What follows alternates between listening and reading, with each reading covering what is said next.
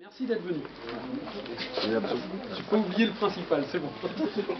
Donc la taille, pour faire sérieux, la taille, il y a deux types de familles de fruitiers. Il y a les arbres à noyaux, les pêchers, les grugnons, les pruniers, et les arbres à pépins, les pommiers, les poiriers, cognaciers, voilà des choses comme ça. Les arbres à noyaux, on va les tailler en fin d'été, enfin après la récolte. Et les arbres à pépins, on va les tailler en hiver. Donc si vous avez bien suivi, tout à l'heure j'ai parlé aussi de taille d'été sur du pommier. Vous allez dire, qu'est-ce qu'il raconte là? Parce qu'on est déjà paumé, ça fait même pas 10 secondes, on est déjà perdu. Et la taille d'hiver, c'est une taille, on va dire, de formation. Et la taille d'été sur le pommier et le poirier, c'est une taille de fructification. Où on va éliminer tout simplement, et on y reviendra dessus tout à l'heure, tout ce qui pousse après le fruit. Qui n'est que de la sève perdue, j'ai envie de dire. Mais ça, on va y revenir. Donc la taille d'hiver sur les arbres à pépins. Là, devant moi, j'ai un poirier. Le poirier, donc il y a deux, trois petites choses à savoir, tout simplement. Hop, je vais le poser ici, celui-là. Alors, on va déjà tailler toutes les branches qui poussent vers l'intérieur. Donc les branches qui poussent vers l'intérieur, par exemple, celle-ci pousse vers l'intérieur de l'arbre. C'est pas flagrant. Si elle poussait, mettons si celle-ci, vous voyez, celle-ci, elle pousserait vraiment vers l'intérieur. Donc là, bon, c'est pas flagrant, mais en même temps, on la taille. Donc des morceaux comme ça, on taille. Les branches qui sont, vous voyez, abîmées et qui poussent en plus à l'intérieur, c'est pareil, on taille. Donc, voilà. Les bois morts, bien sûr. Bon, sur celui-ci, il n'y en a pas. Et autrement, on va bien faire la différence entre deux bourgeons. Le bourgeon à feuilles, qui n'est pas très gros, que tout le monde voit, que tout le monde reconnaît, et le bourgeon qu'on appelle un peu tétard.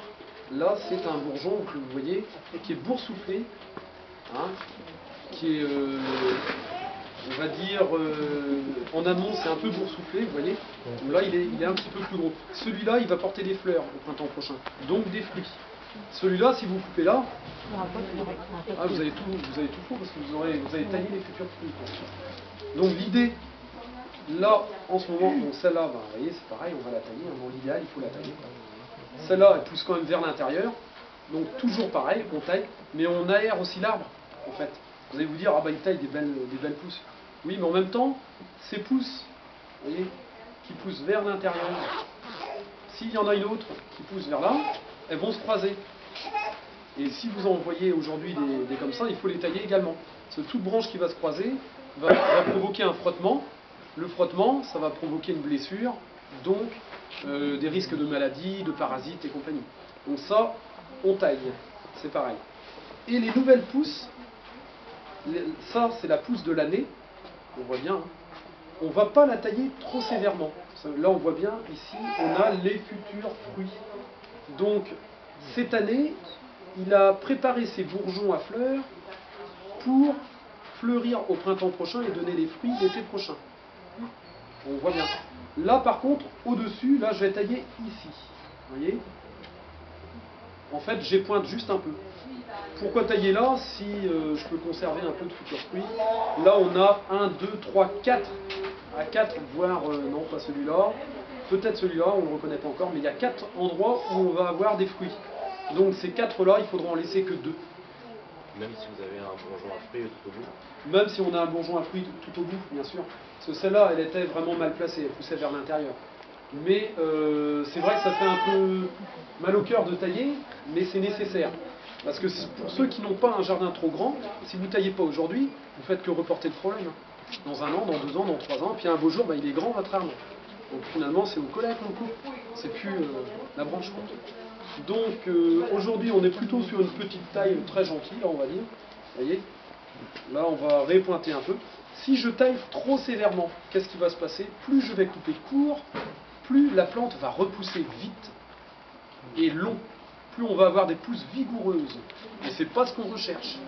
Ce qu'on souhaite, c'est avoir un arbre fruitier qui donne des fruits, mais pas forcément beaucoup de branchages et de feuilles. Or, si on taille trop court, on provoque vraiment des pousses vigoureuses. Donc là, vous voyez, quand on taille, là c'est pareil, je vais retailler un peu ici. Je taille en laissant l'œil à l'extérieur de l'arbre. Ça, c'est des fondamentaux.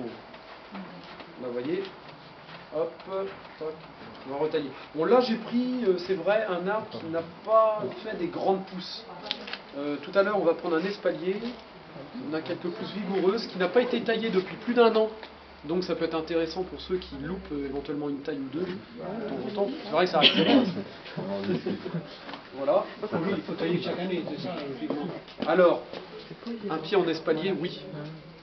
Après, une forme buisson dans sa jeunesse, les 3-5 premières années de plantation, quand l'arbre est jeune, on a besoin de le structurer, on a besoin de le tailler pour qu'il se ramifie, pour, on va dire, constituer une belle charpente, pour ne pas avoir tout le poids en hauteur, et qu'un beau jour, finalement, avec les feuilles et tout ça, il y a trop de poids en hauteur et ça casse, et on aura eu en plus un arbre qui sera maigrichon de la base. En le taillant, on va favoriser des départs un petit peu plus bas, on va favoriser une plante bien trapue, ça c'est important. Mais une fois qu'il est bien charpenté, qu'il a une belle forme, si vous avez un grand jardin, vous n'êtes pas obligé de le tailler. Tailler un arbre, ça ne va pas vous donner plus de fruits. Ça va juste permettre de conditionner l'arbre un peu, quoi. C'est plutôt une possibilité d'avoir un arbre dans son petit jardin, quoi. Mais de le garder petit. Voilà, c'est ça l'idée. C'est de garder un arbre à une hauteur qui vous convient. Mais si vous avez vraiment de l'espace, ne le taillez pas. Parce qu'il va vous donner beaucoup plus de fruits encore. Donc ça, c'est la forme quenouille. Alors, là, je vais prendre... Voilà. Ouais, on pourra revenir, si vous voulez, après sur les questions. Je vais... Tant que je suis dans ma lancée. Je vais vous montrer la taille sur une palmette verrier. Ça, c'est une palmette verrier qu'on appelle aussi un double U. Alors, c'est le petit U dans le grand U. Alors ça, c'est un peu particulier. Tout le monde est bien embêté quand il faut tailler ça. C'est quelle variété, s'il vous plaît? Comment? C'est quelle variété? Alors ça, c'est un pommier, variété Elstar. Mais quelle que soit la variété de pomme ou de poire, c'est exactement la même punition. On ne va pas tailler un arbre fruitier d'une façon différente parce qu'on est sur un jaune à gold ou parce qu'on est sur une reine des rainettes. Non, non, c'est un pommier, on le taille. Alors, toujours en hiver, hop,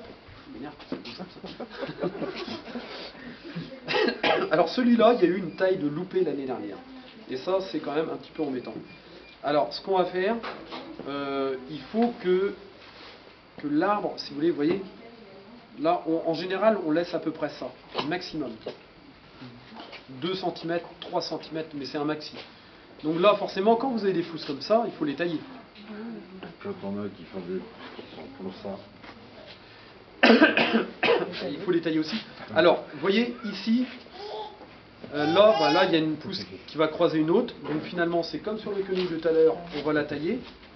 En plus, elle pousse à l'intérieur de l'arbre. Donc là, on la taille au ras de la branche. Alors ici, c'est très simple. Ce qui est un peu dommage, c'est que ça va porter des fleurs, donc des fruits. Mais on va être obligé de le tailler, parce que si on ne le taille pas, là, l'année prochaine, on va à la catastrophe. Ça ressemblera plus à rien du tout. Alors, on va commencer par tailler. Et vous voyez, je vais tailler à peu près ici. Je vais tailler ici. Donc j'élimine le bourgeon à fleurs qui aurait pu donner des fruits l'été prochain. Mais ces bourgeons ici, on va avoir, je ne vais pas dire la fabrication, mais voilà, on aura des bourgeons qui ressembleront à ça, ici, l'année prochaine. L'année prochaine, donc pas l'été, alors s'ils vont faire, ils vont préparer leurs bourgeons l'été prochain, et l'année d'après, on aura des fruits à ce niveau-là. Donc là, finalement, là, on va perdre 1 an, parce que tout ça, pourquoi? Parce que je ne l'ai pas taillé pendant 1 an. Mais bon, en même temps, c'est des sujets pour faire des cas d'école un peu, quoi. Donc c'est quand même intéressant. Alors là, vous voyez, pareil, je vais retailler en laissant l'œil à l'extérieur de l'arbre. Et je taille assez court, en biais, tout le temps, avec un sécateur bien affûté, bien désinfecté, autant que possible. Et désinfecté soit au briquet, la flamme, soit avec de l'alcool à brûler, tout simplement. Par contre, quand c'est à l'alcool à brûler, on nettoie bien après la lame pour éviter de brûler les vaisseaux de la plante. Vous voyez, hop, là, c'est pareil. Et vous laissez un certain nombre de bourgeons ou... Alors, à ce niveau-là, j'en laisse 2, 3. 3 yeux. 3 yeux, on pourrait laisser, on peut même en laisser que 2. Hein, c'est vraiment le moins possible, j'ai envie de dire ici. Parce que si on taille vraiment, si on laisse trop, on aura. Hop. Vous voyez.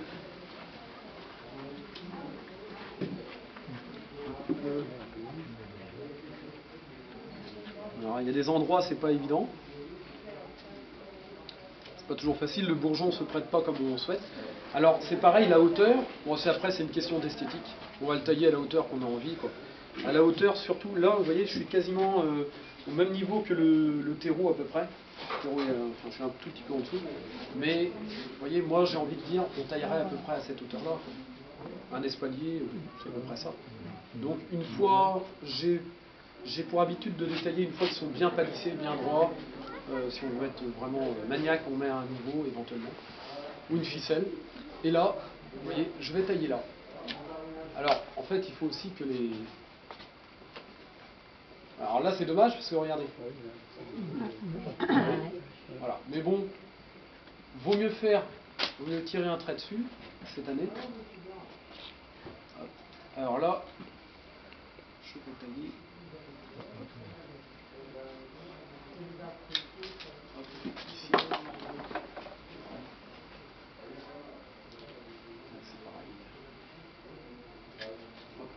Là, je laisse toujours l'œil à l'extérieur de l'arbre.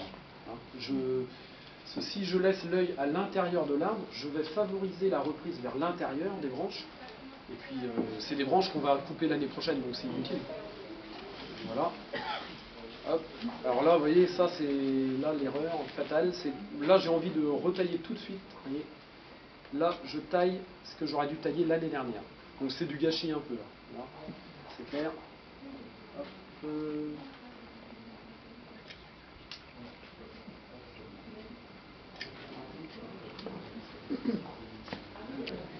Là, vous voyez, on a bien, je ne sais pas si vous voyez, un œil, 2 yeux, et il y a un troisième derrière.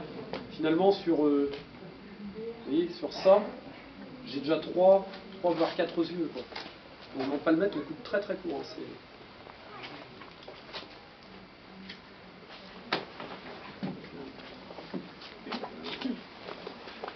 il y a un silence de dimanche matin. C'est terrible. Autant de monde et peu de bruit, c'est pas habitué à ça. Là, vous taillez de façon à ce que la balustrade ou le mur soit de ce côté-là. Voilà. Là, Bon, après. Oui, parce que devant ou derrière, ça dépend. Mais c'est une très bonne remarque, puisque bon, ça veut dire que ici, en général, on peut laisser pousser, vous voyez, quelques morceaux, même aller vers le mur un peu. Ici, comme ça. Bon, là, ça part pas beaucoup vers là, mais là, on voit bien qu'il part vers là. Parce que l'arbre, finalement, il n'est jamais collé au mur. Il est toujours à... Ouais, il est toujours à ça, minimum, quoi. C'est un minimum, quoi. Donc, tout dépend comment vous avez mis vos poteaux. S'ils sont collés au mur, ça produit moins. Comment? S'ils sont collés au mur, ça produit moins. Ah, si c'est collé au mur, forcément, ça produit moins. Mais là, vous voyez, celle-ci, on ne pourra pas la laisser pousser éternellement. Donc, de toute façon, il faut la tailler. Et quand ils ne sont pas collés du tout? Comment? Quand ils ne sont pas collés, ils sont mis en bordure. Alors quand ils ne sont pas collés du tout, imaginons c'est un champ, il y a un rang, Oui. et bien là vous laissez au contraire, vous Et de laissez chaque produire côté. de chaque côté. Ah bah oui, il faut rentabiliser, optimiser l'espace au maximum. Ah oui, là il n'y a pas de... Au contraire. Donc voilà, bah, pour celui-là, c'est à peu près fait.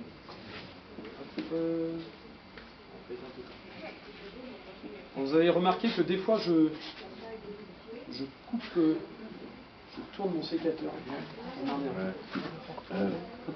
S'il vous plaît, la branche du bois horizontale, nous on a des branches comme ça, comme celle que vous faisiez voir tout de suite, qui sont montées de 1 mètre, où il y a la feuille là, vous voyez, la petite branche qui monte vers le haut. Voilà, comme ça. Il y en a qui sont montées de... 1 mètre. Ouais. Oui, mais cette année, Oui, voilà. Est-ce qu'il faut on les est sabrer maintenant, les on est ramener comme ça? encore dans la jeune pousse. Mais ce qu'il faudrait faire, c'est le tailler maintenant, mais le retailler là au printemps, en cours de l'été, quoi. Parce que s'il a des pousses vigoureuses de 1 mètre comme ça sur un double U, soit vous avez une terre excellente, mais trop riche à mon avis en matière organique, trop riche en azote, ou alors un porte-greffe trop poussant, ça peut arriver aussi. C'est la première Il y année. a plusieurs choses qui peuvent arriver. On l'a mis l'année dernière, Ouais. elle est là, il y a des branches de partout, ils sont montés. Donc, vous voyez, dans l'idéal, il faut déjà le rabattre, hop, là, à cette hauteur-là, vous voyez. Voilà, on lui redonne sa forme Même initiale. là, j'ai envie de couper plus court. Mais Ouais. comme vous allez couper court, vous allez favoriser aussi la reprise. Mais un arbre qui est jeune fait des pousses très vigoureuses. Mais au fur et à mesure qu'il vieillit, de toute façon, il fera des pousses de moins en moins vigoureuses. Ça, c'est naturel. Ça, chez l'arbre fruitier, c'est naturel. Et chez nous aussi. C'est pareil. Exactement pareil. Alors, pommier, poirier, c'est exactement la même punition. Hein. C'est exactement pareil. Vous voyez, il a déjà vous voyez, le fait d'avoir taillé un peu partout, c'est déjà un peu mieux, quoi. C'est plus, ça ressemble un peu plus à une palmette verrier, quoi. Hop, là, c'est pareil. Ça, c'est esthétique, bien sûr. Oui. Ah bah oui. C'est bien l'esthétique aussi. Voilà, je ne sais pas si vous avez des questions par rapport à ça. Mais moi, je ne fais pas trop la différence. Par exemple, vous avez des fruits et un bourgeon en taille. Alors, Ouais, là, comment vous montrer ça? Parce que vous avez coupé déjà. Carrément du pied. Derrière vous.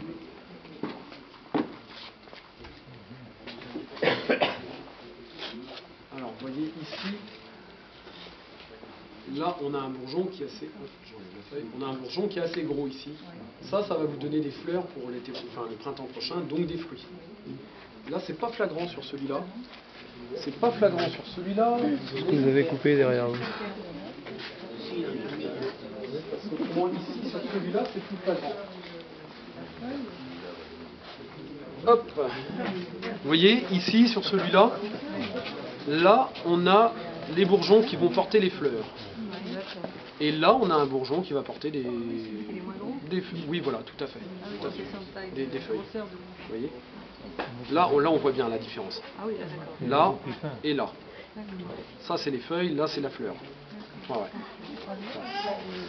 Les petits, c'est les feuilles. Le gros, là, on est sur, on voit bien, hein. Vous voyez, c'est boursouflé. Ça, c'est ce qui va donner les. Si vous coupez ça, de toute façon, c'est mort.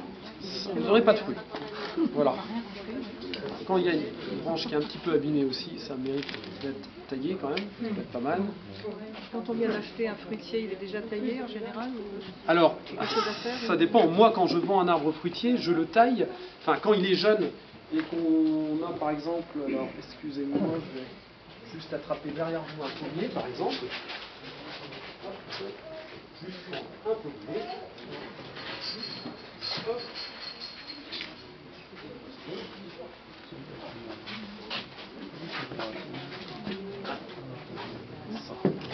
Ça, c'est un pommier quenouille en racine nue. On a parlé là, tout à l'heure des racines nues. C'est greffé à ce niveau-là, vous voyez. C'est une greffe avec du sang là. Oui, tout à fait. Sur du malus 106. Avec du sang. En écusson. Voilà, sur du malus 106. Un bon porte-greffe adapté au terrain argileux aussi, il faut le savoir. Alors, quand on plante un pied comme ça, ce qu'on fait, on lui fait quand même une petite taille. Alors on va pas, vous voyez ça c'est la pousse de l'année. Là on est sur une forme en gobelet, un quenouille de 2 ans. 2 ans après la greffe.